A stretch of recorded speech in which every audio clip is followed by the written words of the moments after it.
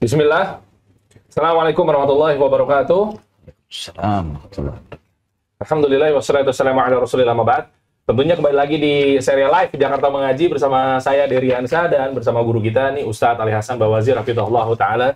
Bagaimana kabarnya Ustadz? Alhamdulillah sehat walafiat, bi khair wa afiyah. Alhamdulillah. Padahal sebetulnya beberapa jam yang lalu kita bisa ketemu di podcast kasih solusi. Benar. Di sini lagi. Takdir. Betul, Bisa Masya Allah. pas bersamaan di hari yang sama. Nah, Masya Allah. kalau kita ngomongin fenomenal sekarang teman-teman semua, kita akan bahas seputar ini lagi rame, yaitu boneka arwah atau spirit doll. Wow, itu lagi rame tuh Ustaz. Sama kuburan keramat dan lain sebagainya. Jadi ntar seperti apa detailnya nanti akan dibeberkan satu persatu bersama guru kita Ustadz Ali Hasan Bawazir hafizahullah taala. Tentunya buat teman-teman diingatkan sekali lagi, intinya di sini banyak banget sponsor-sponsor yang turut berpartisipasi pada kajian kita malam-malam hari ini. Nah, tapi niat yang pertama adalah kita menuntut ilmu karena Allah. Nah, yang kedua, ini bonusnya, bentuk apresiasi Jakarta Mengaji pada teman-teman semua. Nanti akan ada hadiah. Kalau berhasil menjawab pertanyaan dari Ustadz Ali Hasan seputar tema yang akan kita bawakan pada malam hari ini. Sponsor-sponsor siapa aja, Der? Baik, jadi sponsor kali ini ada Ifah Dailywear, yaitu adalah home dress ya. Ini buat baju di depan suami, luar biasa nih, baju dinas. Ada juga Deona Essentials, sama Muslimah Basic. Wah, ini 3 aja ya sponsornya tuh. Tapi Deona ini produk baru gitu. Deona dengan produk barunya? Iya. Masya Allah. Yang katanya sekali order 9.000 pieces kan? Iya, kemarin. Masya Allah. Allah ibarik fi. Allah mau barik karena Allah tuh ya. Nah, nanti buat akan kita? gimana sih? Berapa persen buat kita? Oh, gede banget tuh. Kalau satunya 30.000 kali ini, hitungan itu 270 juta. Masya Allah, Masya Allah, Masya Allah. Mohon maaf teman-teman, jadi kita bacuan ya. Kita fokus ya. Fokus lagi ya. Nah, seperti apa detailnya mengenai fenomenal yang terjadi di kalangan ya mungkin artis-artis, pemelihara boneka yang katanya bisa mendatangkan rezeki, mendatangkan kebaikan, keberkahan dan lain sebagainya. Bahkan ramai juga terkait sama kuburan atau makam keramat. Yang videonya Ustadz kita dipotong-potong Ustadz. Akhirnya menjadi fitnah. Dan akhirnya menjadi kebencian kepada dakwah salaf. Wah, itu dia seperti Masya apa. Allah. Nanti kita akan bahas teman-teman semua. Baik, kalau gitu kita mulai saja kajian kita pada malam hari ini bersama Ustadz Ali Hasan Bawazir hafizahullah taala. Fadhal Ustadz, barakallahu fiik. Wa fiik barakallah. Bismillahirrahmanirrahim. Assalamualaikum warahmatullahi wabarakatuh. Waalaikumsalam warahmatullahi wabarakatuh. Alhamdulillahi Rabbil Alamin. Wassalatu wassalamu ala ashrafil anbiya'i wal mursalin Nabiyyina Muhammadin wa ala alihi wa sahbihi wa tabi'in wa man tabi'ahum bi ihsanin ila yaumiddin. Qala Allah jalla wa ala ya ayyuhalladzina amanu taqullaha haqqa tuqatihi wa la tamutunna illa wa antum muslimun. Amma ba'd. Ikhwatal iman rahimani wa rahimakumullah. Pada kesempatan malam ini, alhamdulillah, Allah Subhanahu wa taala mudahkan kita untuk bertemu yang biasanya kita ketemu di Ahad malam Senin. Oh iya. Ini Senin malam Selasa, subhanallah. Masya. Yang seharusnya deh, Iya, hari ini setiap Senin malam Selasa ini sudah berlangsung 2 tahun lebih kajian dengan teman-teman pekerja mengaji, kajian sirah. Oh, berarti Iya. jadwalnya digeser dong Ustadz? Ana bilang ke teman-teman, ini ada fenomena yang perlu kita bahas. Dan sirah penting. Tapi tauhid lebih penting dari sirah. Oh, Masya Allah. Ya, sirah itu penting. Tapi Iya, kajian tauhid, memahami tentang kesyirikan, dan sarana-sarana kesyirikan adalah sesuatu yang lebih penting dari mengenal sirah Nabi Muhammad SAW. Maka Anda sampaikan kepada panitia, kita sementara libur. Iya. Padahal pesertanya itu ada yang dari London, dari Malaysia, rutin mereka hadir untuk ikut kajian ini. Oh, mungkin bisa digabung Secara lagi, online. Ustadz. Kayak waktu kemarin kan sempat kita gabung. Ya, Ustadz betul. juga sama itu. Enggak. Nah, Anda sudah sempat ke mereka, kita libur dulu deh, kasihan. baik. Biar mereka punya ada jeda untuk sementara. Taib. Taib, ikhwatal iman rahimani wa rahimakumullah. Ketika kita bicara tentang tauhid ini setiap muslim sadar, tahu bahwa tauhid adalah hal yang paling pokok, yang paling penting di dalam dinul Islam, di dalam agama Islam. Karena Islam itu diawali dengan asyhadu an la ilaha illallah wa asyhadu anna Muhammadar Rasulullah. Bersyahadat bahwa tidak ada yang berhak disembah kecuali Allah. Bersyahadat bahwa Muhammad sallallahu alaihi wasallam adalah utusan Allah. Dan tauhid menempati tempat yang paling agung di dalam syariat ini.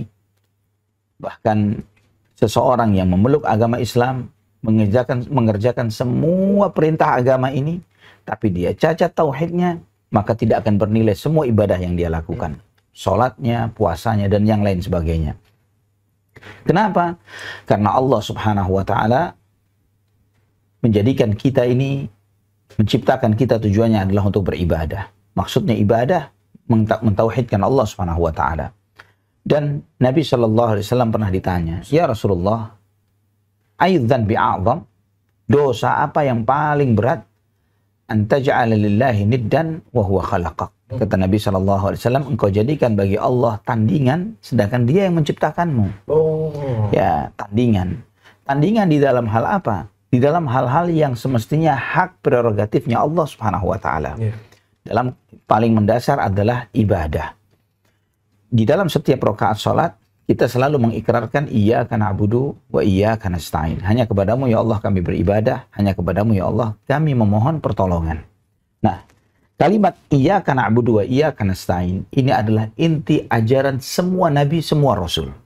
Inti dari semua kitab suci yang Allah turunkan. Dan itu makna dari la ilaha illallah. Hanya kepadamu ya Allah kami beribadah, hanya kepadamu ya Allah kami memohon pertolongan.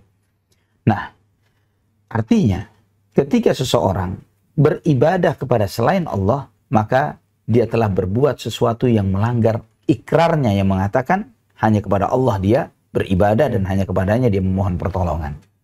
Sebagian ketika saya melihat ya berita yang beredar di masyarakat terkait dengan kuburan keramat, terus kemudian tentang pembuangan sajen yang belum lama ini. Oh iya. Ya begitu ya di salah satu daerah di Jawa Timur, Lumajang.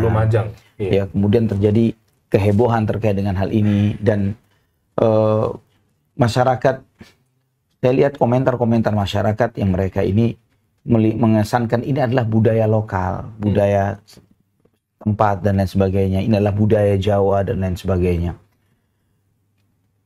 Yang kita sadari, yang kita sepakati semuanya oleh bangsa Indonesia ini adalah kita ini berketuhanan yang Maha Esa. Meyakini bahwa Tuhan itu Esa. Apa itu Esa? Satu.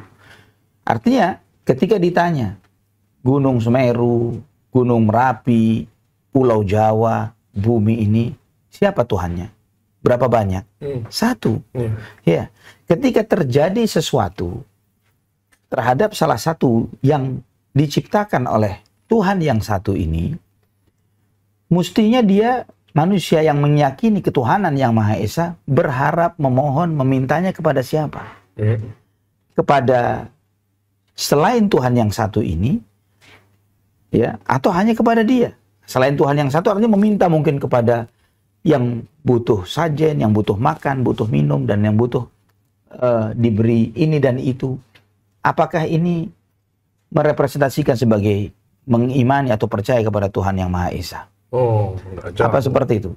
Karena seorang yang meyakini Allah itu Tuhan itu satu, dan dia misalnya terjadi bencana, entah itu tsunami, entah itu gunung yang meletus dan lain sebagainya, dia tahu bahwa ini adalah atas kehendak dari dari Allah Subhanahu wa taala. Selain Allah, anggap punya power, punya kekuasaan, kemampuan. Kekuasaan dan kemampuan siapapun selain Allah ada di bawah Allah Subhanahu wa taala. Dia ingin mengamankan Gunung Semeru misalnya, ingin mengamankan Gunung Merapi, ingin mengamankan Pulau Jawa. Tapi Allah ingin membenamkan Pulau Jawa. Kehendak siapa yang terjadi? Kehendak Allah Subhanahu wa taala. Jika meyakini tentang keesaan Tuhan, keesaan Allah Subhanahu wa taala. Namun ikhwatal iman rahimani wa rahimakumullah, ada banyak ketidakpahaman dari kaum muslimin sendiri terkait tentang makna tauhid, tentang makna la ilaha illallah. Banyak umat Islam meyakini la ilaha illallah itu artinya tidak ada Tuhan selain Allah. Begitu saja. Maksudnya apa tidak ada Tuhan selain Allah? Ketika seorang muslim meyakini terhadap suatu benda tertentu, bertuah, entah itu keris tertentu, akik tertentu, boneka, ya gitu ya. Dan ini bisa memberikan peran, memberikan manfaat, ketenangan, manfaat hilangnya cekcok dan perselisihan dalam rumah tangga, melancarkan rizki, meramal nasib seseorang, misalnya. Dikiranya bahwa benda-benda ini memberikan manfaat, ya, atau sebaliknya menimbulkan madarat, ya, bisa mencelakakan, mengancam, membunuh, seperti ada film horor barat ini apa? Boneka Chucky. Nah, seperti itu kontranya. Kalau ini spirit doll yang diklaim positif, itu spirit doll yang diklaim negatif. Ya, semuanya dikira bahwa benda-benda ini memiliki bertuah, memiliki kemampuan apakah memberikan manfaat atau menimbulkan madarat. Nah, sebagian orang meyakini yang seperti ini boleh-boleh saja selama tidak menjadikan itu sebagai Tuhan. Selama kamu meyakini Tuhan itu tetap satu, percaya kepada benda-benda seperti ini nggak masalah. Karena mereka ini semua atau benda-benda itu hanyalah perantara belaka. Klaim mereka seperti itu. Ya, ini adalah karena mispersepsi, ya, salah pemahaman terhadap makna la ilaha illallah. Salah persepsi tentang makna tidak ada Tuhan selain Allah. Makna la ilaha illallah yang sebenarnya adalah la ma'budu bihaqqin illallah. Tidak ada yang berhak diibadahi kecuali Allah. Dari mana kita mengetahui makna la ilaha illallah adalah tidak ada yang berhak diibadahi kecuali Allah? Dari penjelasan Allah dalam surat Al-Fatihah tadi. Iyyaka na'budu wa iyyaka nasta'in. Hanya kepadamu ya Allah kami beribadah. Hanya kepadamu ya Allah kami memohon pertolongan. Ini sama dengan la ilaha illallah. Nah, artinya ketika seseorang beribadah, contoh, berharap dan takut, ibadah atau tidak? Ibadah, Allah perintahkan. Ya, fa idza faragta fansab wa ila rabbika farghab. Hanya kepada Tuhanmu lah engkau berharap. Ketika berharap kepada Allah, maka kita beribadah kepadanya. Ketika kita berharap kepada selain Allah, maka kita beribadah kepada selain Allah tersebut. Karena memalingkan ibadah yang semestinya hanya kepada Allah, dibelokkan kepada yang lain. Tawakal, ibadah atau tidak? Ibadah. Ketika seseorang bertawakal, pasrah penuh kepada Allah Subhanahu wa taala, maka dia mentauhidkannya, merealisasikan iyyaka na'budu wa iyyaka nasta'in. Namun ketika dia bertawakal kepada selain Allah, dia memasrahkan urusannya, nasibnya, untung dan sialnya kepada sesuatu selain Allah, maka dia telah menjadikan selain Allah itu sebagai tempat ibadah. Dia telah mengkhianati kalimat la ilaha illallah yang diucapkannya. Nah, itulah perlunya kita memahami tauhid dengan benar. Supaya kita tidak salah memahami, sehingga mengira ketika bermain-main, anggap itu suatu iseng, ya, kejahilan yang diviralkan. Dengan memelihara spirit doll ini ya cuma main-main doang kok. Saya anggap anak, saya anggap cuma iseng doang. Begitu ya. Ketika dia main-main dan kemudian dia menyuarakan bahwa ini mendatangkan ketenangan, bahwa ini juga seperti makhluk yang lain, juga seperti bayi beneran dikasih makan dan lain sebagainya, kemungkinannya satu di antara dua. Apa tuh? Ya. Yang pertama, kemungkinannya dia tidak waras. ODGJ. Ya. Terus kok bilang gila terus hasil. Atau yang kedua adalah dia berbuat kesyirikan, menyekutukan Allah Subhanahu wa taala. Ada yang lebih mulia berarti dibanding itu. Artinya ketika dia memilih salah satu di antara dua, akan lebih baik menjadi yang pertama ketimbang yang kedua. Kenapa lebih baik pertama yang daripada yang kedua? Karena orang yang ODGJ masih memiliki kesempatan untuk masuk surga. Iya, betul. Tapi orang yang berbuat kesyirikan, meyakini suatu benda tertentu bisa memberikan maslahat dan madarat, manfaat dan madarat, padahal dia tahu itu benda mati. Dia tahu makhluk sehebat apapun, mau jin, penunggu gunung, penunggu lautan, dan yang lain sebagainya, tidak akan bermanfaat sedikit pun di hadapan kehendak Allah Subhanahu wa taala, dan dia meyakini benda-benda tersebut. Maka dia telah terjerumus ke dalam perbuatan syirik. Dan Allah telah menegaskan dalam surat Az-Zumar ayat 65, la in asyrakta la yahbatanna 'amaluk wa la takunanna minal khasirin. Jika engkau berbuat kesyirikan, terhapuslah semua amal perbuatanmu dan kamu pasti akan jadi orang yang merugi. Bahkan lebih mengerikan lagi di dalam surat Al-Maidah ayat 172, innahu may yusyrik billah faqad harramallahu alaihil jannah wa ma'wahun nar wa ma lidh-dhalimin min ansar. Sebentar, saya supaya tidak salah penyebutan nomor ayatnya. Di dalam surat Al-Maidah. Tadi Ustaz bilang 172. Nah, sebentar anak cek dulu. Tuh, ambil dicek ya. Memang artinya kalau dipikir-pikir betul juga ya teman-teman, ya ada dua. Yang pertama kalau nggak dia ODGJ, yang kedua jatuh pada kesyirikan. Nah, yang paling yang pertama berarti ada peluang untuk Ayat 72. bisa surga. Berarti kan jangan-jangan yang kesyirikan lebih parah dibanding yang gitu dong. Nah, di ayat 72. Iya. Ya, baik, ayat 72, innahu may yusyrik billah faqad harramallahu alaihil jannah wa ma'wahun nar wa ma lidh-dhalimin min ansar. Sesungguhnya yang menyekutukan Allah Subhanahu wa taala, Allah haramkan baginya surga. Ya Allah. Diharamkan surga. Tempat kembalinya adalah neraka dan orang-orang zalim itu tidak akan mendapatkan penolong. Nah, ikhwatal iman, saudaraku fillah rahimani wa rahimakumullah. Nabi kita Muhammad sallallahu alaihi wasallam adalah Nabiur Rahmah, nabi yang penuh kasih sayang. Risalah beliau risalah yang membawa kasih sayang. Allah Subhanahu wa taala menyampaikan tentang beliau, tentang Nabi Muhammad sallallahu alaihi wasallam di dalam surat At-Taubah ayat 128, laqad ja'akum rasulun min anfusikum azizun 'alaihi ma 'anittum harisun 'alaikum bil mu'minina raufur rahim. Telah datang kepada kalian seorang rasul dari diri kalian sendiri. Sangat berat bagi beliau hal-hal yang membuat kalian semakin berat dan penat. Jadi Nabi SAW menginginkan syariat ini mudah bagi kita semuanya. Harisun alaikum. Beliau sangat berkeinginan kalian menjadi orang-orang beriman. Bil mu'minina raufur rahim. Dan beliau sangat pengasih dan penyayang terhadap orang-orang beriman. Maka Nabi SAW sangat sayang kepada kita. Oleh karena itulah setiap jalan yang mengantarkan kepada surga, beliau bukakan dan beliau tunjukkan. Setiap jalan yang menyebabkan seseorang terjerumus ke dalam neraka, beliau pun sallallahu alaihi wasallam ingatkan kita. Sampai beliau SAW menyampaikan dalam hadis yang sahih dalam Bukhari dan Muslim. Innama mathali wa mathalun nas kamathali rajulin istawqada naran.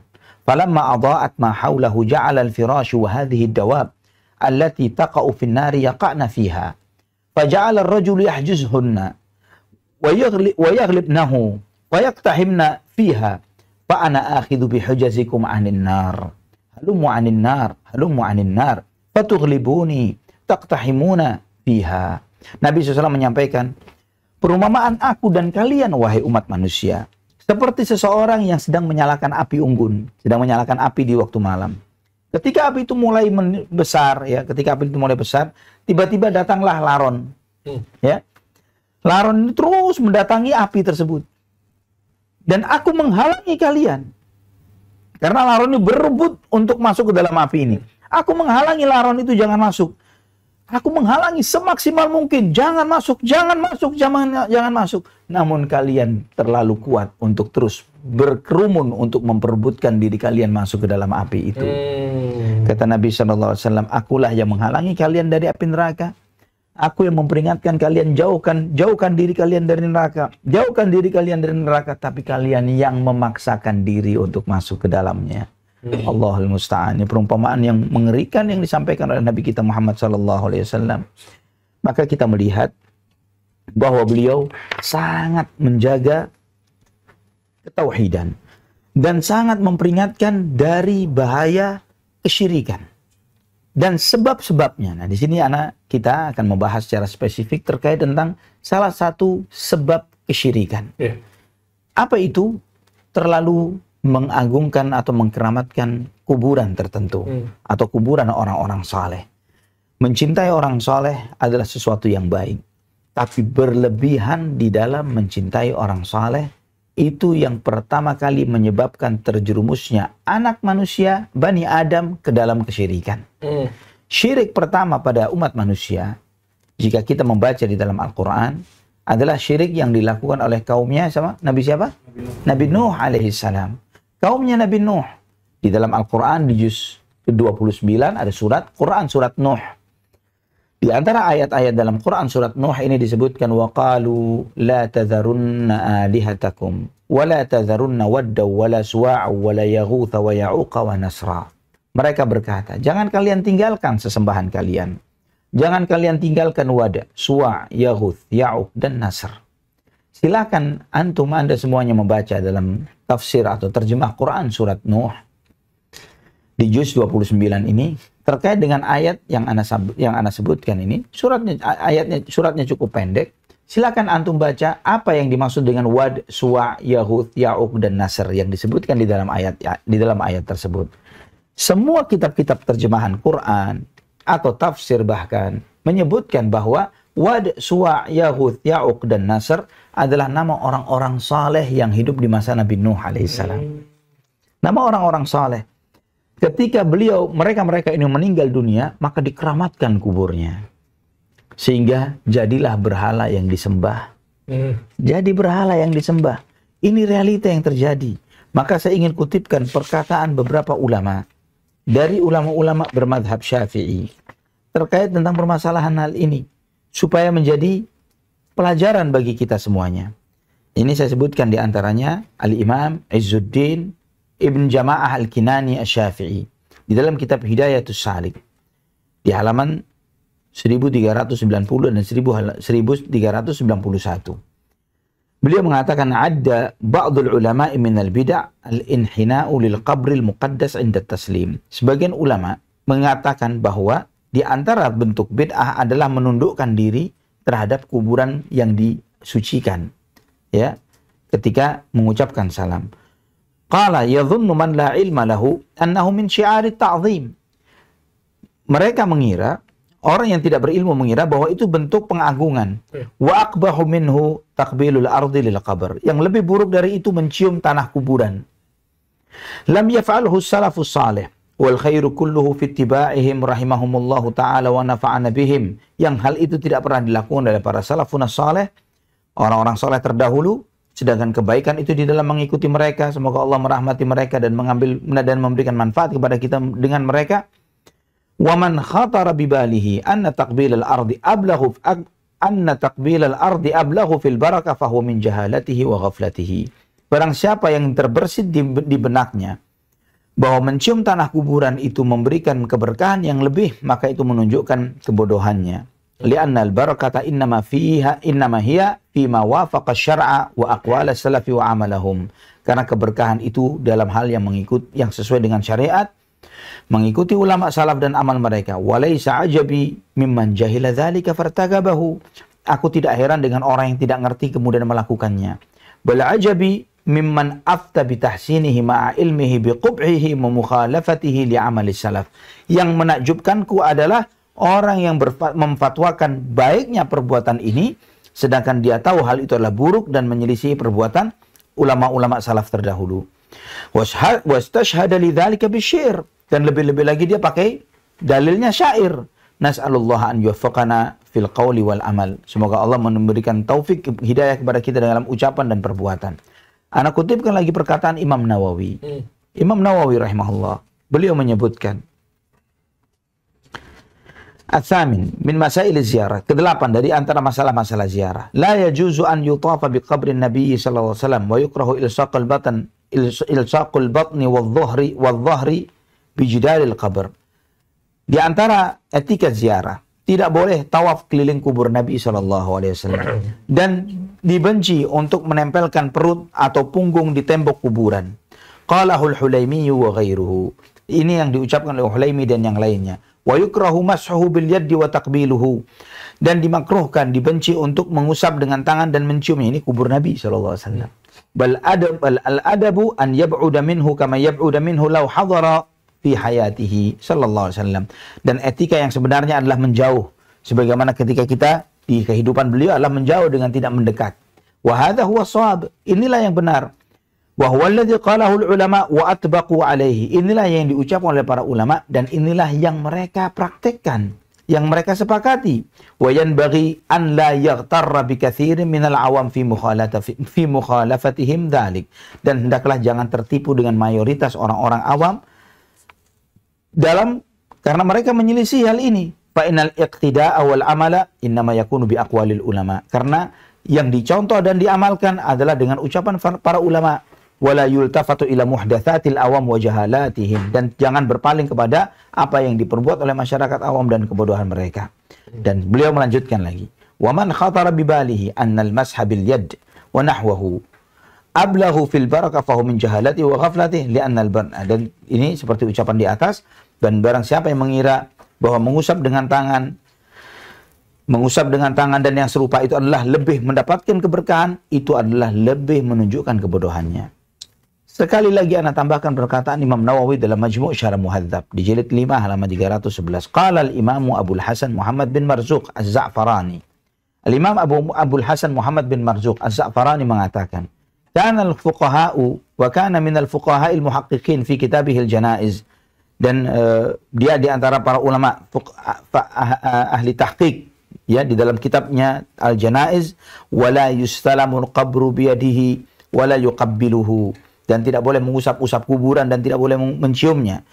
Qala wa ala hadza madatis sunnah, dan seperti inilah yang berlaku di dalam sunnah. Wa qala Abul Hasan wastilamul qabri wa taqbiluha alladhi yaf'aluhu al-awam al-ana min al-mubtada'at al-munkarah syar'an.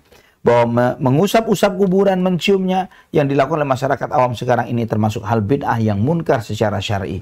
Ini panjang ucapan Imam Nawawi rahimahullah di dalam hal ini, dan beliau dan juga para ulama mazhab Syafi'i yang lainnya seperti Ibnu Hajar Al-Haytami rahimahullah, beliau menyebutkan di dalam kitabnya Az-Zawajir an Iktirafil Kabair ketika menyebutkan tentang dosa-dosa besar, ya, dari dosa besar 93 sampai dosa besar ke-98, beliau menyebutkan tentang perbuatan mengusap kuburan, mencari berkah dan yang lain sebagainya. Ini termasuk kabair, dosa-dosa besar. Kemudian lucunya lagi, saat ini beredar masyarakat yang menjadikan itu sebagai bagian dari syiar Islam.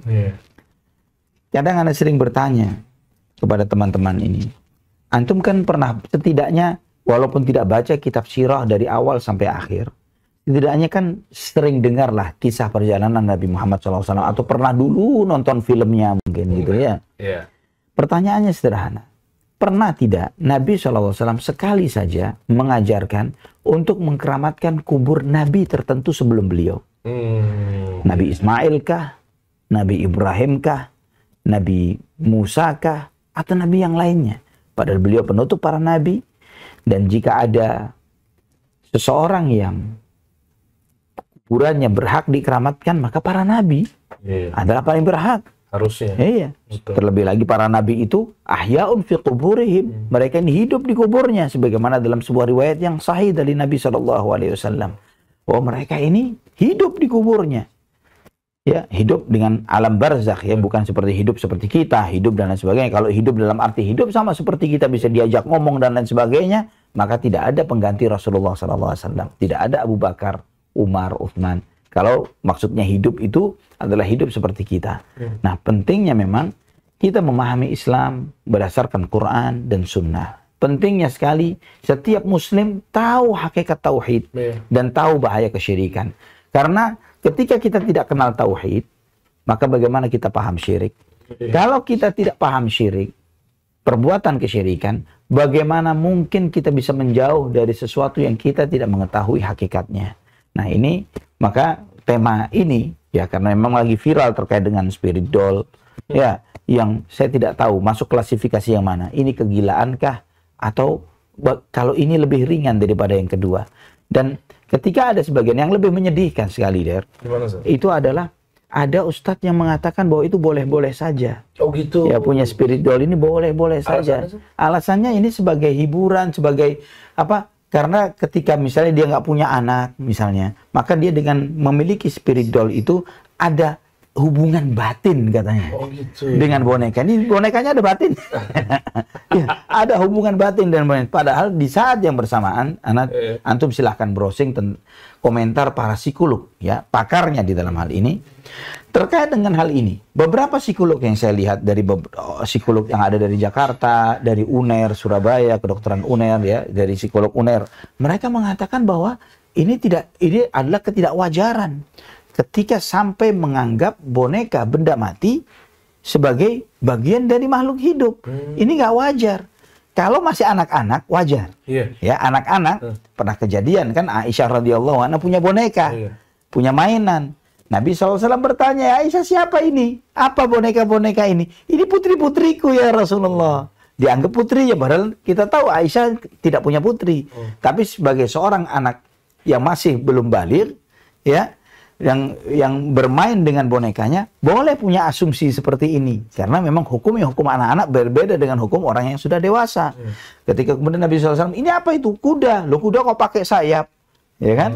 Kemudian Aisyah mengatakan, apa kamu tidak pernah tahu ya Rasulullah bahwa Nabi Sulaiman punya kuda pakai sayap? Dan Nabi SAW kemudian tertawa. Ya, nah ini para ulama menjelaskan. Ini peristiwa terjadi setelah sepulang Nabi dari perang Tabuk.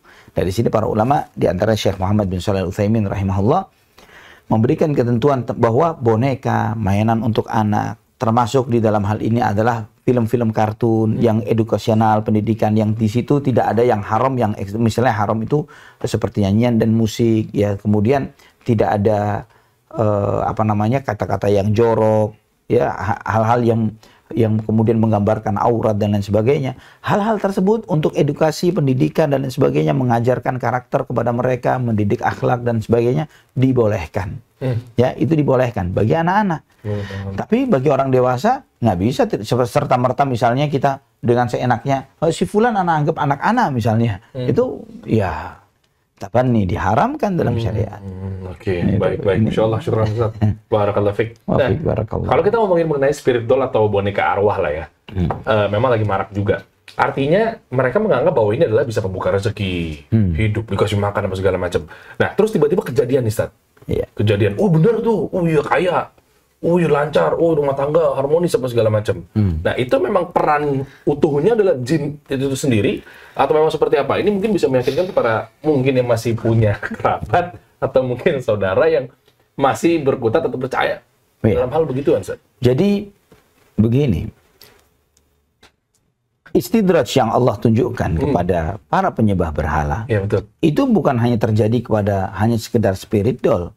Silakan yang Anda melihat semua praktek kesyirikan, menyembah patung yang besar sampai yang kecil yang nggak kelihatan misalnya, ya, dan yang melakukan ibadah kepada benda-benda yang disembah selain Allah Subhanahu wa taala, apakah sosoknya patung atau binatang atau yang lainnya. Mereka memiliki keyakinan bahwa dengan melakukan hal-hal kebaikan yang hal-hal yang mereka anggap baik ini kepada berhala-berhala itu, mereka merasa saya dapat maslahatnya loh, ya, hidup saya lancar, ada yang sakit jadi sembuh dan lain sebagainya. Hal-hal baik yang didapatkan dari apa yang dialami itu bukan menunjukkan bahwa perbuatan itu jadi boleh. Karena memang di antara ujian yang Allah Subhanahu wa taala ujikan kepada manusia adalah hal-hal tersebut di dalam kehidupan dunia. Ini bagian dari istidraj. Bahwa terjadinya seperti orang-orang musyrikin Quraisy, ya, ketika mereka menyembah Latta, Uzza, Manat dan lain sebagainya. Tidak sedikit dari mereka yang meminta, memohon, dan mereka mendapatkan apa yang mereka minta. Tapi itu bukan berarti bahwa itu menjadi boleh. Ya kan? Ini adalah tambahan fitnah, tambahan ujian. Nah, iya. Seperti para dukun misalnya, tukang-tukang ramal. Apakah setiap omongan mereka pasti tidak terjadi? Kenyataannya sebagian orang meyakini mereka sebagai orang benar karena beberapa ramalan mereka terjadi. Iya kan? Betul. Tapi apa yang diramalkan terjadi bukan berarti bahwa apa yang mereka ramalkan atau profesi mereka atau apa yang mereka perbuat itu boleh dan benar. Bahkan Nabi SAW menyampaikan bahwa mereka ini mendapatkan hasil ramalan itu mereka dapatkan dari setan yang mengilhamkan kepada mereka, yang mewahyukan kepada mereka, yang mencampur aduk satu kebenaran yang dicuri oleh setan-setan itu dari langit dengan 100 kebohongan yang dikemas dan kemudian disampaikan. Dia menyampaikan 101 kebohongan, tapi yang kita tangkap dari 101 kebohongan itu adalah satu kebenaran yang terjadi. Ya, andai kata dia bisa meramal, ya, andai kata dia bisa mengetahui yang gaib dan yang lain sebagainya, maka mereka akan menjadi orang-orang yang paling sukses di kehidupan dunia. Ya kan? Pasti begitu. Siapa orang yang paling kaya di Indonesia? Indigo itu. Dukun-dukun. Harusnya. Ya, harusnya begitulah. Mereka tahu yang gaib. Iya. Sebelum kejadian ini. Besok barang yang bakal naik, telur misalnya, akan menjadi 2 kali lipat. Sekarang telur 2.000 misalnya. Besok akan jadi 4.000. Maka bergegas dia beli telur sekarang. Karena besok bakal naik. Iya. Kan begitu kan? Akan ada apa lagi. Betul. Mereka akan menjadi jajaran orang-orang indigo, orang-orang paling kaya di Indonesia. Daftar terkaya indigo dan sebagainya. Indigo ini nama lain dari dukun, tapi zaman sekarang diganti dengan indigo. Iya. Kalau dia kaya ngapain dia buka kelas? Kelas praktek apa segala macam. Kalau udah kaya. Iya, begitu. Iya kan, maksudnya apa ya? Edukasinya mungkin apa belum sampai, bagaimana, Ustaz? Allahul musta'an. Memang iman, tauhid, ini mencerdaskan. Kesyirikan membodohkan. Dan lucunya lagi, ketika seseorang sudah masih terkontaminasi dengan virus kesyirikan, seakan-akan otak sebetulnya bukan otaknya, mata hatinya tertutup. Ya, innahu la ta'mal absar walakin ta'mal qulubul lati fis sudur. Yang buta itu bukan mata kepalanya. Yang buta adalah mata hati yang ada di dalam dada. Kalau dia mau menyadari bahwa siapa sih yang menciptakan Anda, yang menciptakan nenek moyang Anda dan yang lain sebagainya, Allah. Kenapa tidak menyembah kepada yang menciptakan Anda dan nenek moyang Anda? Kenapa bergantung kepada yang lain yang tidak punya peran sedikit pun di dalam penciptaan? Hal yang sederhana. Ditambah lagi fenomena ini muncul dari sosok artis. Mau itu di-create, mau itu ternyata ada dibentuk gorengan apa segala macam, sehingga jadinya kan makin trust. Ivan Gunawan misalnya contohnya. Lah iya, Ivan Gunawan kan diberitakan dia boneka begitu apa segala macam. Ya untungnya teman, makanya gue sebut. Iya kan, maksudnya saya lihat sahabat. Kadang pengen japri gitu, mau negor gitu. Nah maksudnya yang kayak seperti itu jadinya terframing bahwa bener tuh dia sukses. Kayak gitu Ustaz maksudnya. Apakah kesuksesan itu setelah punya boneka atau sebelum punya boneka? Kalau dianggap sukses dunia. Dan lagi sukses dunia ini bukan standar orang itu diridhoi oleh Allah. Ya, seperti perumpamaan yang sering Anda sampaikan terkait dengan kira-kira antum semua ini ikhwatal iman, kita semuanya ini. Misalnya kita ini sekarang ini hidup di zaman Nabi Musa alaihissalam. Hidup di zaman Nabi Musa alaihissalam. Kita melihat sosok Firaun. Kaya raya. Berkuasa luar biasa, populer dan terkenal, followernya Mesir dan luar Mesir, ya, di-follow oleh Mesir dan luar Mesir, ya, luar biasa. Gitu kan ya, Firaun, siapa yang nggak kenal Firaun, gitu kan ya, sampai sekarang masih populer namanya, ya kan, ada akunnya nggak di IG, siapa tahu ada akunnya Firaun gitu kan, ada juga sih, gitu kayaknya. Nah itu dan kemudian setelah kita di zaman Nabi Musa alaihissalam kita melihat sosok Firaun, wow, dengan kekuasaannya, dengan tentaranya dan segalanya, kekayaannya dan lifestyle-nya dan lain sebagainya. Kemudian muncul sosok Musa alaihissalam dengan ya kesederhanaannya, dengan pakaian mungkin ya cuman tertutup dengan jubah bulunya, pakai tongkat kayu, iya kan? Dan siapa followernya? Harun alaihissalam. Satu doang followernya begini kan? Terus kemudian mengatakan saya benar, kalian semua kufur, kalian semua salah, kalian semua begini dan begitu. Kira-kira kalau kita hidup di zaman itu follow Musa atau Firaun? Kalau sekarang udah tahu edukasinya, saya pilih Nabi Musa alaihissalam. Kalau sekarang. Tapi pada saat itu mungkin berat. Ya kan itu. Nah sekarang kan sosok Musa itu ada kecil-kecil. Musa para pewaris para nabi, penasehat-penasehat yang menegakkan tauhid, yang memerangi kesyirikan. Dan kemudian Firaun kecil banyak juga di zaman sekarang ini. Ya sosoknya Firaun kecil. Ya, tapi coba lihat Musa kecil maksudnya adalah pewaris para nabi, para ulama, para dai. Berapa followernya? Firaun kecil, berapa followernya? Ya, Antum bisa lihat ini. Saya tambahkan lagi kisah menarik di zaman Nabi Musa alaihissalam. Ketika Nabi Musa alaihissalam menyeberangi Laut Merah dengan Bani Israel, diselamatkan oleh Allah. Ada salah satu pengikut Nabi Musa yang sempat membuat spirit doll. Dikasih makan juga. Iya. Nah, Samiri. Ya, Samiri ini melihat ketika Nabi Musa alaihissalam akan menyeberang, di situ ada malaikat Jibril turun naik kuda. Ya, dalam kitab-kitab tafsir disebutkan. Nah, kemudian Samiri ini mengambil jejak pijakan kaki kudanya Jibril, dikumpulin sama dia. Setelah selamat dari Firaun, nyebrang, dan Nabi Musa alaihissalam menghadap Allah subhanahu wa ta'ala atas perintah Allah, ya, meninggalkan Bani Israel untuk beberapa saat dan menitipkan Bani Israel kepada Harun alaihissalam. Samiri kemudian berinisiatif untuk membuat doll, gitu. patung anak sapi. Oh, gitu. Begitu kan ya, patung anak sapi. Patung anak sapi dibuat dari emas yang dilebur dari perhiasan wanita-wanita Bani Israel yang ada pada saat itu. Kemudian dia memasukkan tanah bekas pijakan dari kaki kudanya Jibril alaihissalam ke dalam patung anak sapi ini tadi. Dan akhirnya patung ini bisa bicara, Oh, gitu. bisa bersuara. Lahu khuar dalam Al-Quran disebutkan.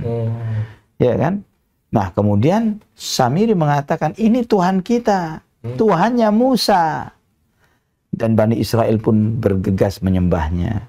Ya. Nah, itu kan. Sampai kemudian dihancurkan oleh Nabi Musa. Sebaliknya Nabi Musa AS dihancurkan, dileburkan, dan kemudian diusirlah si Samiri ini, dilaknat oleh Allah Subhanahu wa Ta'ala. Ya. Ini salah satu contoh. Contoh yang lain lagi, ketika ini lebih dahsyat lagi. Spiritual juga, Ustaz? Iya, serupa tapi tak sama, Oh, gitu. yaitu ketika Nabi SAW memerintahkan kepada Khalid ibn Walid untuk membasmi berhala yang bernama Uzza. Ya, Uzza. Uzza ini sebuah pohon. Ya, sebuah pohon. Yang ketika Nabi SAW perintahkan kepada Khalid bin Walid, kamu tebang pohon itu yang dikeramatkan, ini pohon dikeramatkan. Ya, tapi ini perlu diingatkan. Nabi SAW memerintahkan ini ketika beliau sudah memiliki kekuasaan sebagai Amirul Mukminin, sebagai penguasa negara. Ya, inisiatif merusak berhala yang disembah selain Allah itu tidak boleh dari inisiatif personal. Oh, Ya, nggak boleh kita tahu kemudian tiba-tiba di luar kekuasaan kita di kampung kita misalnya ada beberapa penyembah berhala, terus kemudian dengan sporadis kita buat kekacauan dengan merusaknya dan sebagainya. Yang seperti ini malah tidak bijak dan tidak sesuai dengan tuntunan Rasulullah SAW. Maksudnya tidak sesuai dengan tuntunan Nabi SAW. Antum mengetahui selama 13 tahun sebelum hijrah Nabi SAW tinggalnya di kota Mekah dan di sekitar Ka'bah. Jangankan di sekitar Ka'bah, di dalam Ka'bah ada berhala. Ada berhala. Selama 13 tahun Nabi SAW sholat di Masjidil Haram dengan 360 berhala itu, tidak sekalipun Nabi merusak berhala yang ada di sekitar sana. Baik, karena belum menjadi pemimpin negara. Nah, disitulah kenapa para ulama kita, termasuk Syekh Muhammad bin Shalih Al-Utsaimin rahimahullah, beliau memfatwakan bahwa ketika ingin memberantas berhala yang disembah selain Allah, tidak boleh semena-mena, inisiatif personal atau kelompok tertentu. Itu akan menimbulkan kekacauan. Yang bisa kita lakukan adalah dakwah, adalah nasihat. Dan juga, termasuk juga di dalam hal pengingkaran secara terbuka. Ya, pengingkaran secara terbuka. Dengan bentuk penghinaan terhadap berhala yang disembah selain Allah. Dengan mencela dan menghina mereka. Ini terlepas dari kasus viralnya salah satu ustadz yang menyampaikan terkait dengan kuburan yang dikeramatkan. Padahal menurut viralnya bahwa nama kuburan yang seperti itu, yang katanya celaan dan cemoohan, ada. Oh, yang ini Ustaz, yang makam Tain Acong itu? Ya, kalau tidak salah seperti itu. Saya tidak tahu. Ternyata ada, memang betul ada makamnya? Katanya begitu. Oh iya betul. Ya. Ada sempat browsing-browsing. Karena sempat melihat di Google Map makam itu ketika dicari, wah ada memang tempatnya.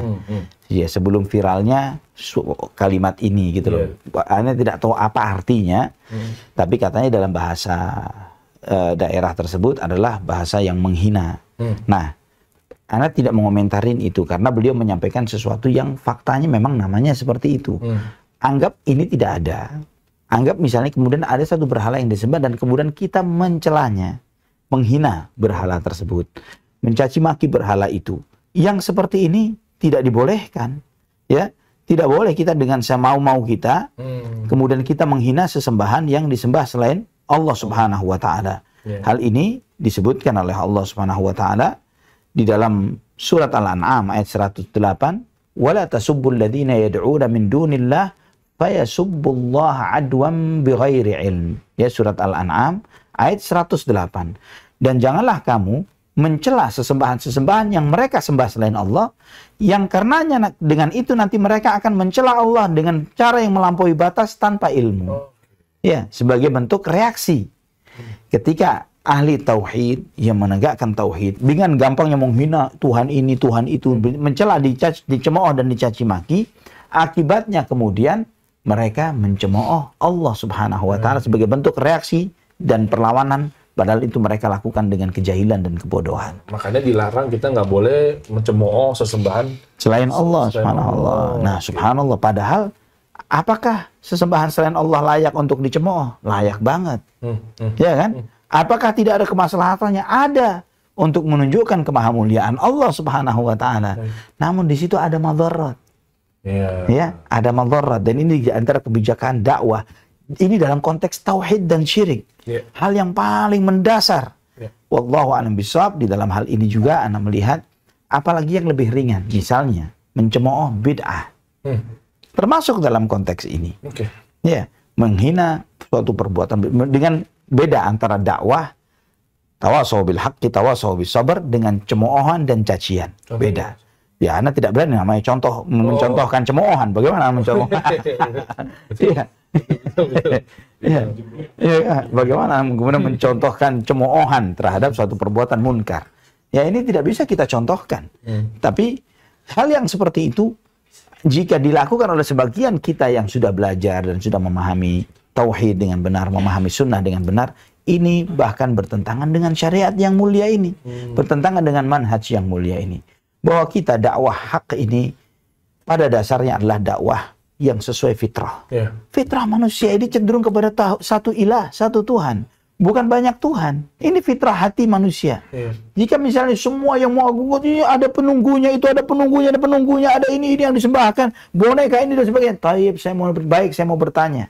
Dengan Allah Subhanahu wa taala menciptakan langit dan bumi, mana yang lebih berkuasa?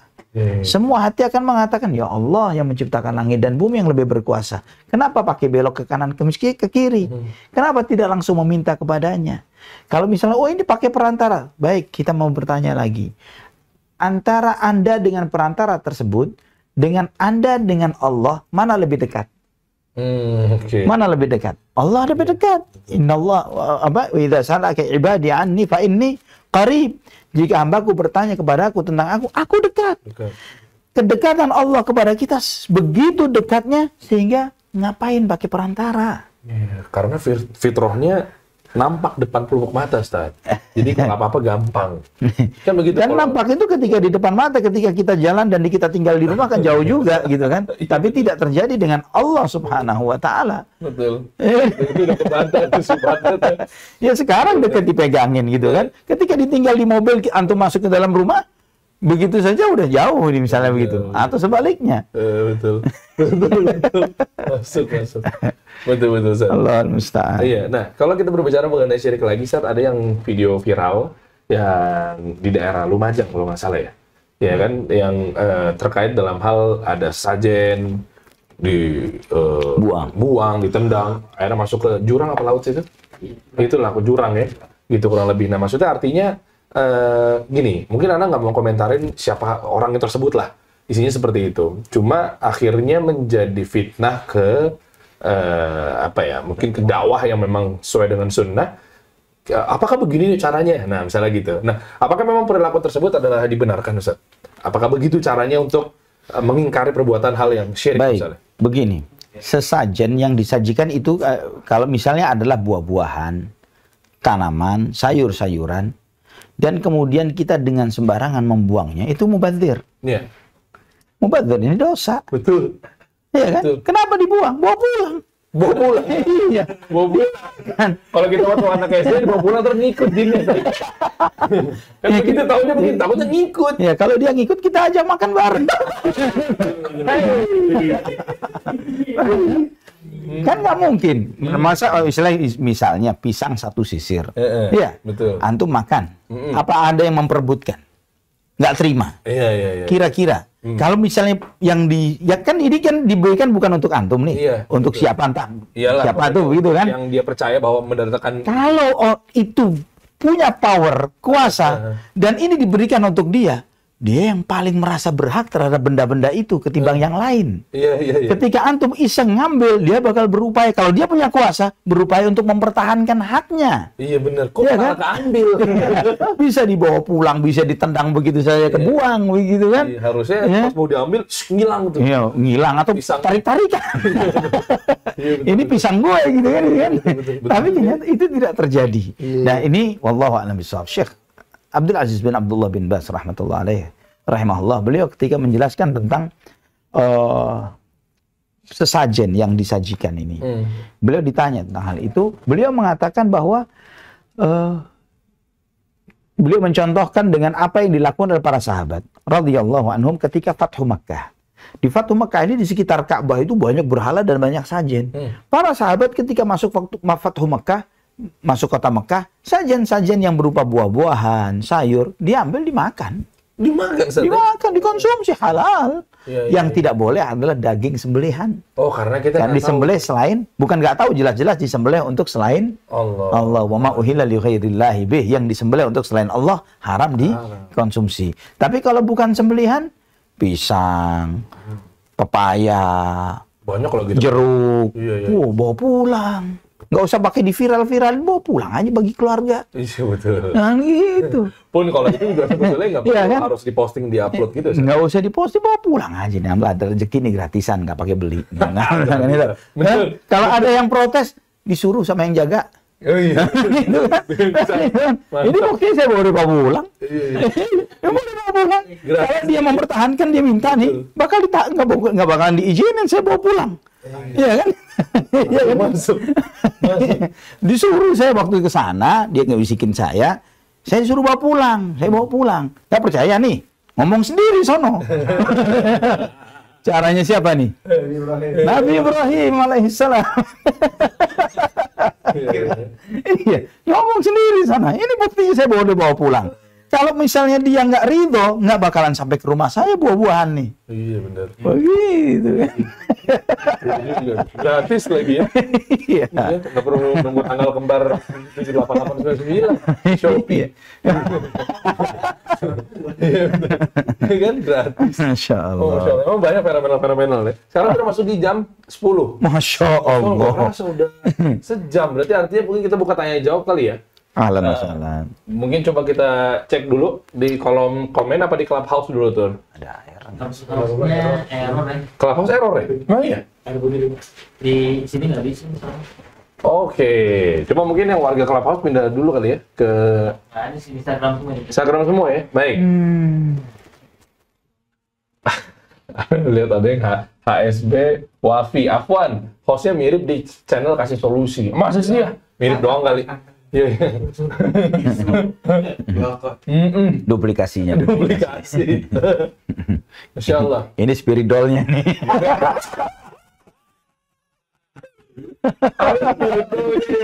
Hostnya dikasih solusi ya. Iya benar. Yang sini tahu kasih komisi. Masya Allah, Masya Allah. Udahlah, mendingan daripada kasih solusi, kasih komisi, mendingan kasih informasi. Nah, ini ada informasi buat teman-teman semua nih ya. Masya Allah. Jadi, buat teman-teman ini berulang informasi, kalau hari ini ada sponsor yang support live kita hari ini, yaitu adalah Sate Blora Cirebon 1987. Wow, ini dari tahun 87, Ustaz. Masya Di Allah. daerah Rawamangun ya. Itu Ana udah pernah kesana sama Ustaz Ahmad Bazer. Nah, ntar next sama Ustaz Ali nih, boleh. Jadi dicoba. antum ke sana dengan orang-orang yang doyan makan nih. Masya Allah. Masya Allah, bener Ustaz Ahmad ya. Masya Allah. Masya Allah. Di mana Ustaz, di mana Ustaz. Nah, di sana nih ya, makanya bisa dibilang apa ya, Sate Blora ini yang udah terpercaya insya Allah. Kenapa? Karena memang dari tahun 87. Nah, kulinernya apa aja di sana, ada sate, sop, gitu kan, gulai. Tadi kita cobain tuh satenya tuh. Enak. Satenya, gulainya. Satenya dan enak, sebagainya. sopnya enak. Masya Allah. Oh, Masya Allah. Memang luar biasa. Nah, jadi kalau teman-teman misalnya penasaran, pengen tahu, pengen cek kira-kira di Rawamangun ini di sebelah mana. Nah, coba deh buktiin sendiri apa yang tadi kita rasakan sama teman-teman kru Jakarta Mengaji juga. Lokasi di Rawamangun, teman-teman. Ya, di Jalan Balai Pustaka. Silakan aja datang ke store-nya di sana. Makanannya enak banget, recommended banget. Di pinggir jalan persis. Masya Allah. Parkirannya gimana parkirannya? Parkirannya dia bisa memanjang gitu, Sat, paralel. Oh, oke. Pinggir jalan langsung. Apa dekat apa rumah sakit ya? Dharma Dharma Nugraha ya? seberangnya. Seberangnya ya? Oh, Masya Allah. Anak-anak Rawamangun masih tahu lah. Rawamangun Rock City pasti tahu lah di sana. Kira-kira sebut apa? Sunset Road, Skid Row. Yoi. Sekitar Rawamangun. Keren lagi. Skitro lah yang ada di Los Angeles, di sini Rawamangun Skitro di Skitro Rawamangun. Tapi bukan Amigos, bukannya? Bukan. Agak minggir got sedikit, bukan? Amigos agak minggir got sedikit. Luar biasa. Ada lagi anak-anak jaksa yang mau berbicara? Deh, fokus ya. Biar nggak ada insecure, biar kita juga nggak work-life balance. Oke ya? Oke. Yuk kita coba cek dulu komen-komen yang bisa membangkitkan mental health ya. Oke. Agak nggak exciting. Ada komen yang tidak anxiety dari Wahyu. Assalamualaikum. Waalaikumsalam warahmatullahi wabarakatuh. Izin bertanya Ustadz, bolehkah mengikuti acara-acara yang masih menggunakan sajen, tapi dalam hati mengingkarinya? Iya. Di desa masih banyak acara-acara seperti itu, Ustadz. Mungkin karena memang nggak enak. Ya, kalau mengingkari jangan hadir. Seperti Nabi Ibrahim alaihissalam tidak hadir di acara kaumnya. Boleh pura-pura sakit dalam konteks seperti ini. Ya kan? Nabi Ibrahim alaihissalam, ini sakit, saya sakit. Ya kan? Karena pengingkaran dalam hati itu menunjukkan ketidaksukaan dan kebencian. Ketidaksukaan dan kebencian itu tidak kemudian membawa fisik kita hadir di sana. Ya, ketika hadirnya fisik akan merusak suasana hati kita. Itu kan? Banyak Merusak. masalah kaprah, kirain bilang apa yang penting kita Ya mungkin dalam hati, saya mungkin dalam hati tapi di tempat maksiat itu gimana? Gimana coba? Ya dia diam tapi dalam hati joget.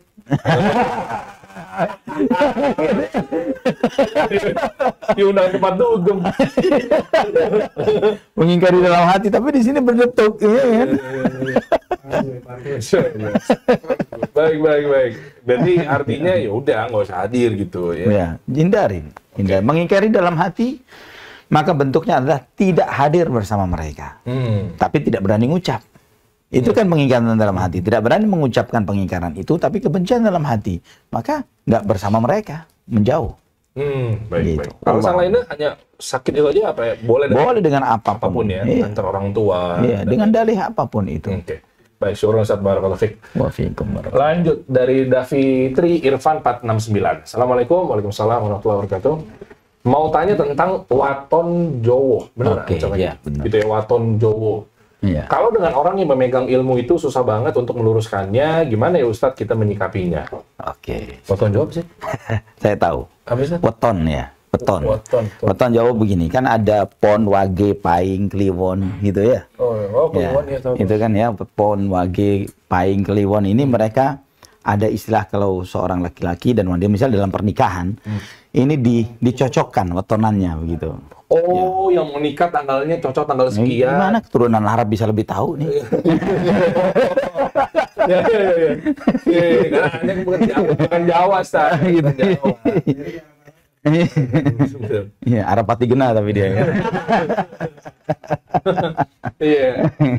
Oke, itu berarti dicocokin tanggal Jadi sekian. dicocokin, oh ini nggak pas dengan ini, maka nggak bisa nikah, misalnya begitu. Atau hari pernikahan, ketika oh nggak cocok dengan itu.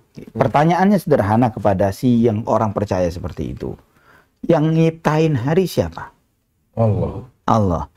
Mau dia merkin wage, paing, waton, apapun bahasanya itu, Allah yang menciptakan hari ini. Ketika dia menganggap ada hari tertentu dianggap sebagai hari sial, yang dia salahkan siapa terkait dengan hari sial itu? Oh, bahaya juga nyalain Allah dong. Hah? Bahaya juga. Paham ya? Ngeri banget. Itulah kenapa Nabi SAW bersabda, la tasubbud dahr fa innallaha wad-dahr yukawwirul laila wan nahar. Jangan kamu pernah mencela waktu. Karena Allah lah sang waktu. Maksudnya Allah sang waktu adalah Allah lah yang membolak-balikkan malam dan siang. Jadi ketika orang percaya dengan watonan ini, jangan ini sial, itu beruntung dan lain sebagainya. Mengaitkan hari tertentu sebagai hari sial, hari tertentu sebagai hari beruntung, itu telah berburuk sangka kepada pencipta waktu, yaitu Allah Subhanahu wa Ta'ala. Kenapa hari itu sial? Kenapa hari itu untung?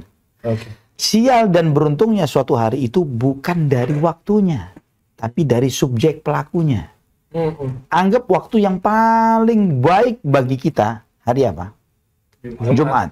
Jumat, Idul Adha, begitu ya? Atau Idul Fitri. Di saat yang paling baik, hari Jumat itu ya. di saat persis Id, Jumat dan lain sebagainya. Tapi pada saat itu dia lagi dilokalisasi lagi maksiat. Oke. Hari baik atau hari sial? Iya, iya. Hah? Iya, iya, iya. Iya. Paham ya? Atau kecelakaan misalnya. Apes. Maksiat yang itu kalau kecelakaan bisa masuk surga. Iya, iya, iya. Ya, maksiat. Oke. Sial buat dia. Apalagi gitu su'ul khotimah lagi. Wah, no. Ya kan? Harinya super baik. Hmm. Tapi perbuatan dia yang menyebabkan dia. Ya, hari itu adalah hari sial bagi dia. Iya. Benar ya? Betul. Atau sebaliknya, hari yang dianggap paling sial tadi, kecelakaan. Dianggap hari paling sial bagi sebagian orang. Tapi dia lagi OTW silaturahim, mau birrul walidain, mau ke majelis ilmu, man salaka tariqan yaltamisu fihi ilman sahalallahu lahu bihi tariqan ilal jannah. Barang siapa menempuh suatu jalan menuntut ilmu, Allah mudahkan jalannya menuju surga. Kecelakaan meninggal dunia. Orang lain nganggap sial. Tapi dia hari paling untung buat dia. Jannah. Jadi sial dan tidak sialnya hari itu bukan dari waktunya, dari apa yang dilakukan oleh orang di hari itu. Paham ya? Paham nih, ini kebuka nih. Itu mudah jawabnya. Kalau pakai analogi-analogi ini biasanya masuk. Kalau langsung dalil, dibalas kenceng biasanya tuh. Anda kasih contoh lagi. Anggap, ya, sampai Nabi SAW pernah bersabda, jika salah seorang di antara kalian mendengar tiupan sangkakala, tiupan sangkakala, kiamat, dan di tangan salah seorang di antara kalian ada biji, tanam. Untuk menunjukkan optimis. Nabi SAW mengajarkan optimisme. Walaupun dengar trompet kiamat, jangan putus asa kepada kebaikan. Fitrahnya soalnya percuma tuh. Iya, nanam biji pada kiamat. Ya, Kan tapi ini percuma banget. Tapi ini contoh ekstrim, gitu ya contohnya. Nah, dengan contoh yang mendekati itu, misalnya dalam kondisi yang seperti ini, terjadi hari kiamat, tiupan sangkakala, tapi dia lagi puasa Senin Kemis misalnya. Dia lagi berbuat kebaikan. Hari paling sial di muka bumi ini kiamat. Nggak ada hari lebih sial dari kiamat di muka bumi. Tapi di hari itu dia lagi taat kepada Allah Subhanahu wa taala. Bukan sial buat dia. Oke. Paham ya? Ya, mudah-mudahan kejawab ya tadi ya. Insya Allah bisa jawab sama dukun-dukun paing waton. Bisa langsung jawab. Waton Jo. Iya, beton. Iya betul. Lanjut, Ummu Hamzah 28. Bismillah, Ustadz, bolehkah jika membeli bantal berbentuk boneka, contoh boneka hewan, hanya digunakan layaknya bantal aja? Bagaimana Ustadz? Misalnya bantal apa sih? Lumba-lumba. Oh iya, lumba-lumba, Ikan. ikan, Iya. bantal baby shark, gitu-gitu. Yang gunain anak-anak atau orang dewasa nih? Nah, mungkin buat anaknya kali Ustadz. Buat anaknya tidur. Kalau buat anaknya boleh, nggak masalah. Nggak masalah ya? Iya, Kata hewannya ada bentuk makhluk lengkap gitu. boleh. Boleh. Buat anak Karena buat boleh. anaknya ya. Buat anak boleh. Oke, walaupun orang La syak, buat anak boleh. Tidak dilakukan buat anak dibolehkan. Allah alam bisawab. Oke, kejawab. Insyaallah Ustaz. Ambarwati ya? Ambarwati 1408. Assalamualaikum Ustaz. Waalaikumsalam warahmatullahi. Bagaimana dengan sesajen yang di Gunung Semeru yang dibuang? Malah yang buang mau ditangkap. Emang ya? Ada juga Semeru. Ini Lumajang tadi tuh. Oh, Semeru itu Lumajang ya? Kurang paham. Mohon maaf, geografi merah. Oke, lanjut. Biasa. Oke. Assalamualaikum. Waalaikumsalam. Ustadz mau tanya, bolehkah mengaji di depan kuburan? Apalagi kalau ada keluarga yang meninggal, ada beberapa orang yang khatam Quran 3 hari atau 7 hari mengaji di kuburan. Apa hukumnya Ustadz? Nah, Nabi SAW dalam hadis yang sahih dalam Sahih Muslim dari Abu Hurairah radhiyallahu an, beliau SAW bersabda, "La taj'alu buyutakum maqabir, fa inna syaitana yafirru minal bait alladhi tuqra'u fihi suratul Baqarah." Jangan kamu jadikan rumah kalian sebagai kuburan. Jangan kamu jadikan rumah kalian sebagai kuburan. Karena setan lari dari rumah yang di dalamnya dibacakan surat Al-Baqarah. Artinya menurut Nabi SAW, rumah yang tidak dibacakan Al-Quran seperti kuburan. Rumah yang tidak dibacai Quran seperti kuburan. Supaya rumah itu tidak seperti kuburan, bacai Al-Quran di dalamnya. Iya. Artinya menurut Nabi SAW, kuburan itu tempat baca Quran atau tidak? Oh, iya. Paham ya? Bukan. Kuburan bukan tempat baca Al-Quran. Iya. Maka silahkan baca.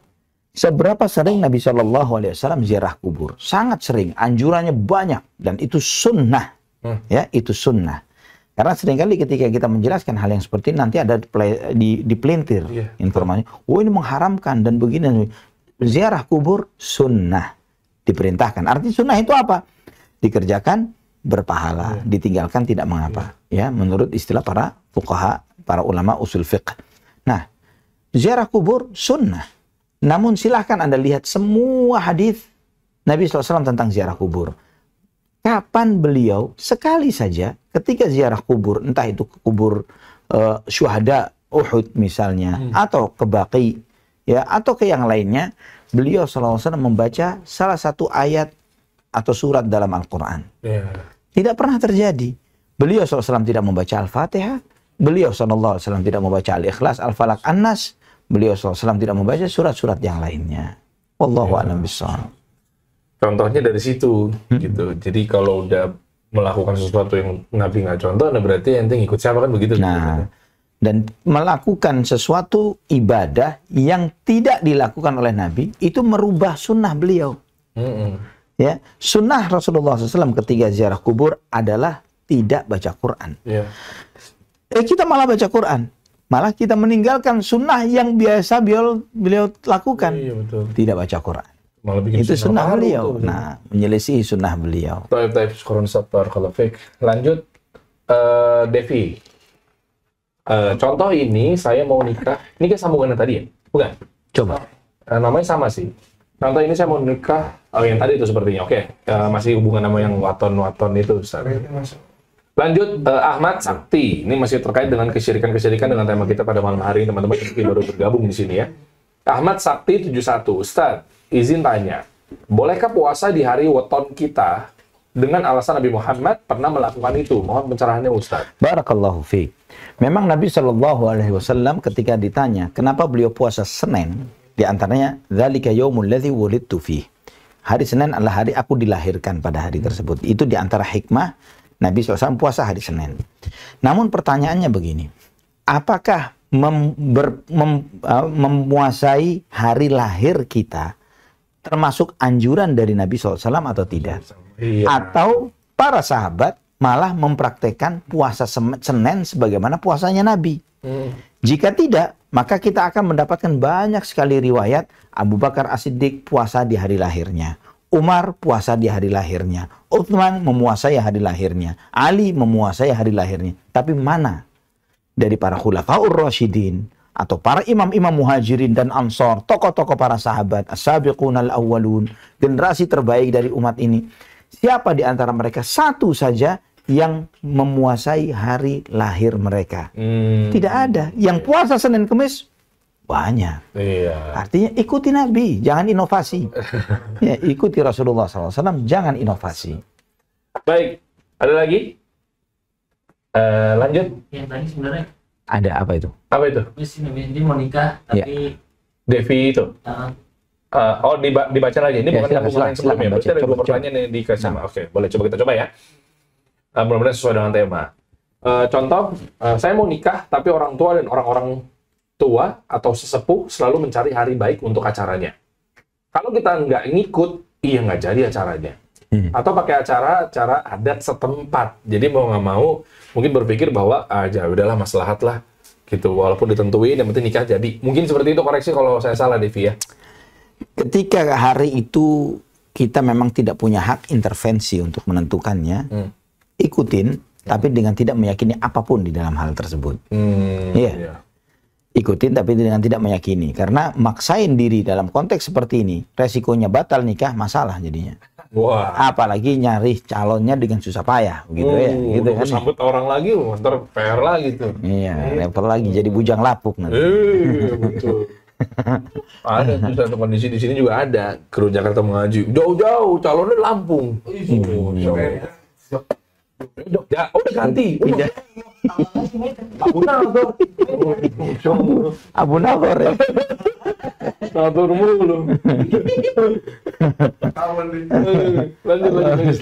Jadi begitu. Jadi kalau memang tidak memungkinkan untuk dinego dan lain sebagainya, dinasehatin, didakwahin, tidak masuk, ya, ya sudah ikut untuk hari itu, tapi dengan syarat bahwa pasangan Anda sevisi, semanhaj, seakidah, benar-benar tidak meyakini hal itu sebagai hal-hal yang mengandung manfaat atau madarat tertentu ketika dikerjakan atau ditinggalkan, maka alhamdulillah. Tapi kalau misalnya ternyata calonnya adalah yang mempercayai hal seperti itu, ya lebih baik bersikukuh saja supaya nggak jadi.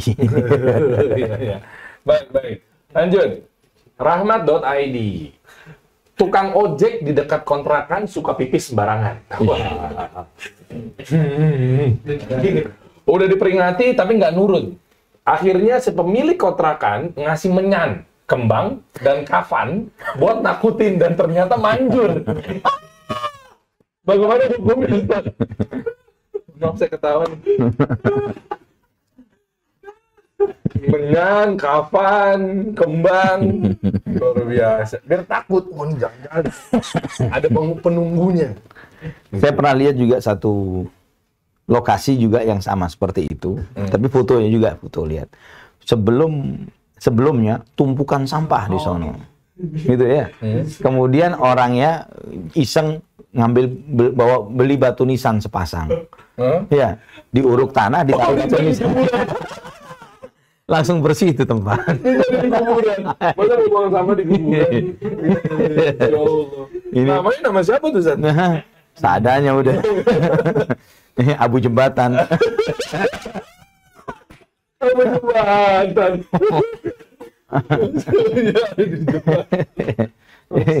Anak, ya itulah nasibnya masyarakat kita ya. Di negeri ini jadi begini jadinya. Ketika percaya dengan klinik dan lain sebagainya. Baik. Yang seperti itu tidak diperkenankan juga, nggak baik, nggak boleh. Gimana ya. kafan maksudnya ada di? Ya artinya ketika dia buat sajen dan lain sebagainya, dia itu inisiator berhala baru nih. Ya, memang tempat itu sudah nggak bau pesing, tapi bau sirik. Nah, itu kan ya. Ya, itu kan ya. Spiritualnya ngeri dipotong. Ya, jadi itu lebih besar ya madaratnya. Ya, mungkin tulisin aja lah yang kencing sini hanya satu yang boleh, anjing gitu aja. Oh iya. Nanti begitu dia mau kencing, gue gitu. Oke. Lanjut. Devi lagi? Devi lagi boleh lah. Insya Allah nih, antusias banget. Devi Irfan, kalau di dinding ada tempelan gambar hewan untuk mengenalkan nama-nama hewannya. Padahal kata Nabi, malaikat tidak akan masuk rumah yang ada gambar atau patung makhluk bernyawa, lukisan apa segala macam. Untuk anak ini. Untuk anak boleh. Latihan. Boleh, untuk anak boleh. Fatwa para ulama membolehkan akan hal ini. Oh, animasi bernyawa itu boleh? Iya, boleh. Oh, oke. Ya, animasi bernyawa boleh. Baik, syukuran Ustaz. Jazakallah khair. Mengenai menghilangkan mata, ya, menghilangkan kepala, begitu ya. Ini hanya yang memberikan ketentuan ini hanya sebagian ulama Hanabilah, ulama Hambali. Madhab yang lainnya malah membolehkan walaupun dengan bentuk utuh, wujud. Kecuali kalau kita konten kreator, desain, logo desainer itu yang bikin malah nggak boleh. Kalau itu kan bukan untuk anak. Betul ya. Ketika membuat untuk brand anak juga sama ya. Iya, beda lah. Beda. Yang beli bapaknya. Yang beli bapaknya. Tuh. Clear ya teman-teman ya. Syafiq AF04. Assalamualaikum Ustaz. Waalaikumsalam. Izin bertanya bagaimana hukum mencium Al-Quran? Mencium Al-Quran mohon pencerahannya Ustaz. Barakallahu fiik. Kalau pas Al-Quran jatuh biasanya gitu tuh zaman dulu. Menghormati Al-Quran memang betul bahwa mushaf itu harus dihormati. Tidak boleh sembarangan. Jangankan mushaf, jangankan cetakan Al-Quran yang kita baca. Kitab-kitab agama pun para ulama mengajarkan kita untuk beradab terhadap kitab-kitab literatur agama. Ya, buku fiqih, buku tafsir, buku sirah.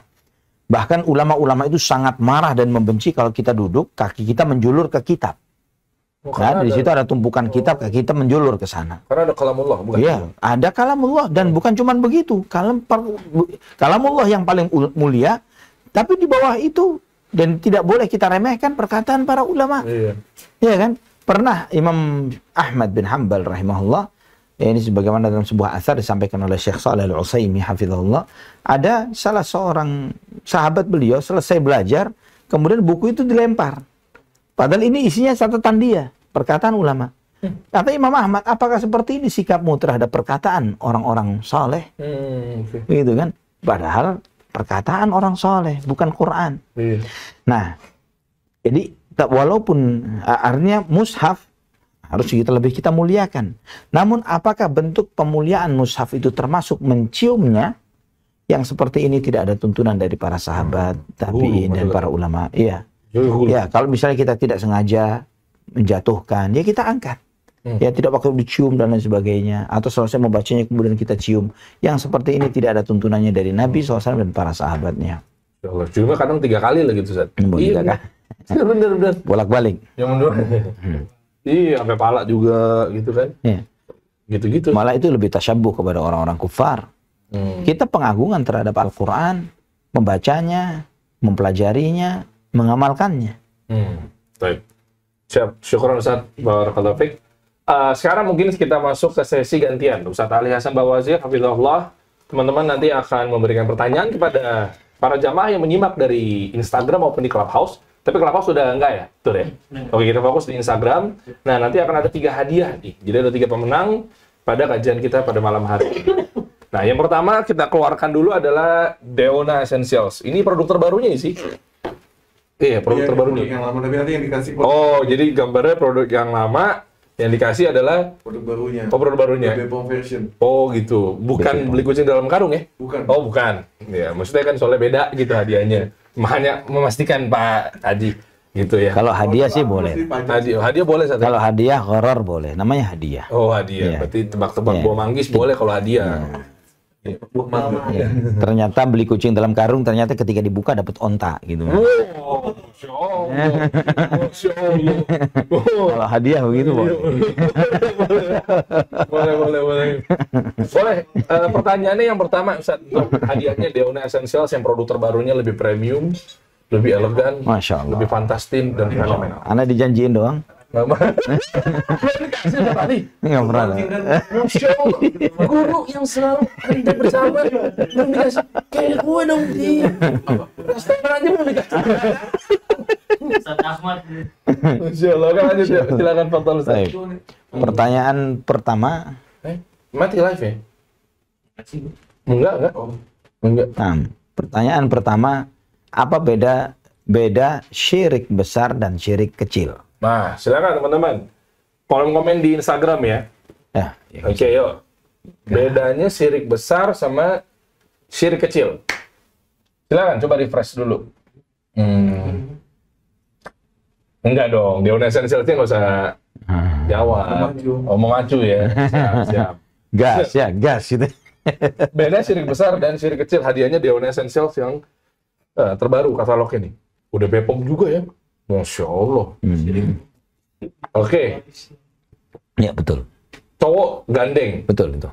Cowok gandeng ada menjawab, syirik besar bikin keluar dari Islam, syirik kecil tidak. Betul. Betul begitu satu. Masya Allah, mabrur. Barakallahu fiik. Cowok gandeng. Cowok gandeng. Mohon maaf tadi fitur saya kok bilangnya yang lain nih. Kalau Juga cowok berisik. Cowok gandeng kalau di bahasa Sunda cowok berisik. Oh gitu, Masya Allah. Bagaimana hukumnya untuk menamakan dengan orang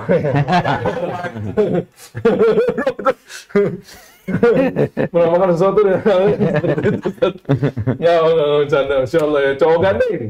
Kalau di bahasa Sundanya cowok berisik, gitu kan?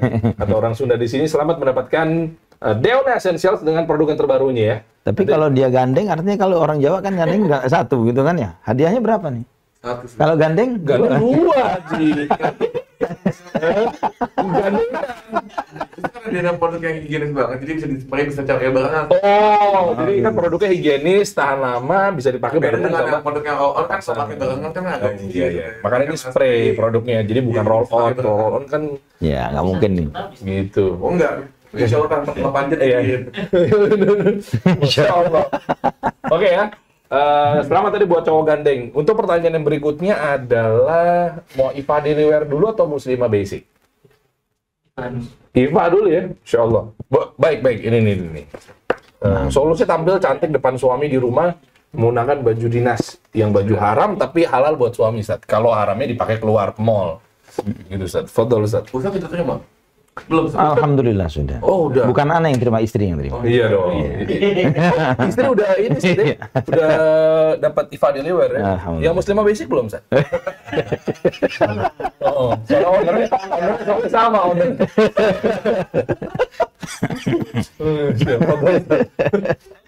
Baik. Sebutkan 2 sebab atau sarana yang mengantarkan seseorang terjerumus ke dalam syirik besar. Oh, Ada sebab, banyak. sarana. Ya, sebab ya. Jadi bukan syirik besarnya, tapi gara-gara itu bisa mengantarkan kepada syirkul akbar. Oh, 2 aja cukup, Ustaz ya? Iya, banyak, ada banyak sekali. Siap. Lanjut. Udah ada? Kolom komen, mungkin lagi ngetik. Itu. Ada yang komen. Iya. Ada? Oh, udah. Coba refresh dulu. Sarana atau gara-gara itu kita bisa terjebak dalam syirik besar, akbar. Cipta. Ini. Cipta Sri Rezeki. Apa jawabannya? Masya Allah. Tidak belajar tauhid dengan benar. Itu enggak. Belum tepat ya, Ustaz ya? Belum. Oke. Jadi perbuatan, ini seperti perbuatan dosa sebetulnya. Dan ketika dia melakukannya, belum terjerumus kepada syirik. Tapi ketika dia melakukan itu, bisa mengantarkan kepada syirik akbar. Ya. Baik, baik. Yema Ibrahim berdoa kepada selain Allah. Coba kita cek jawaban-jawaban. Kalau berdoa kepada selain Allah sudah syirik. Ya kan ya? Berdoa menyekutukan Allah sudah syirkul akbar. Ya, itu sudah syirik. Ini perbuatan yang kalau dia lakukan itu mengarah ke sana. Aber thrift shop, ria dan sombong. Ya, belum. Itu masuknya malah sedikit kecil ya, Ustaz? Iya, Iya. ria dan sombong ini maksiat, dosa besar. Tapi tidak termasuk dalam sarana mengantarkan kepada syirik besar. Korma ajwa. Percaya pada dukun dan peramal. Benar. Benar, Ustaz? Bisa? Percaya kepada dukun dan peramal. Apa kurang tepat? Masuk. Bisa. Bisa, Ustaz? Iya. Oh, Masya Allah, mabrur. Oh, ini bersumpah. Bersumpah kepada selain Allah. Lah. Bukan nih, lebih tepat ke korma ajwa ya, Ustaz ya. Percaya pada dukun dan Bersumpah peramal. kepada selain Allah ini syirik kecil.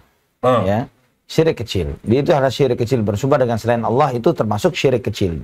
Jadi ketika seseorang bersumpah demi Rasul, demi Nabi, itu sudah syirik kecil. Demi Allah, demi Rasulullah kan begitu pada begitu nah ngomong. itu nggak benar. Ya, apalagi demi cintaku padamu. Gitu. Oh, Ya. Masya Allah. Itu kan itu. Ini syirik ya, sudah termasuk syirik kecil. Ya. Tapi yang Anda sampaikan adalah sarana yang mengantarkan seseorang kepada syirik besar. Seperti apa? Berlebihan kepada orang soleh. Oh, Iya. iya. Kemudian mencari berkah kepada benda atau kuburan, ya. Iya. Mengira bahwa Allah itu memberikan keberkahan. Oh, ini Ya, misalnya percaya. Ya. air bekas Ustaz Ali. Nah, itu mengandung ini dan itu, betul. Itu belum syirik tapi mengantar ke sana. Oke. Ya, termasuk juga tadi ini percaya kepada dukun. Ya, ketika dia meyakini bahwa bahwa hal tersebut mengetahui yang gaib, maka itu sudah syirik. Ya, tapi ketika dia mempercayai kepada hal itu mengantarkan kepada perbuatan kesyirikan. Oke. Baik, selamat. Tadi nama akunnya adalah apa tadi? Korma Ajwa. Mendapatkan IFA Deliver. Masya Allah. Sekarang kita menuju ke hadiah yang ketiga, yaitu sponsor kita yang ketiga, yaitu Muslimah Basic. Masya Allah. Fadol, Ustaz. Apa muslimah basicnya apa? Baju jubah apa? Jubah syar'i. Oh, gamis Perempuan. syar'i. Korma Ajwa. Korma Ajwa. Tadi yang dapat sebelumnya. Oke. Baik, silakan Ustaz. Nah, sekarang yang terakhir masih terkait tentang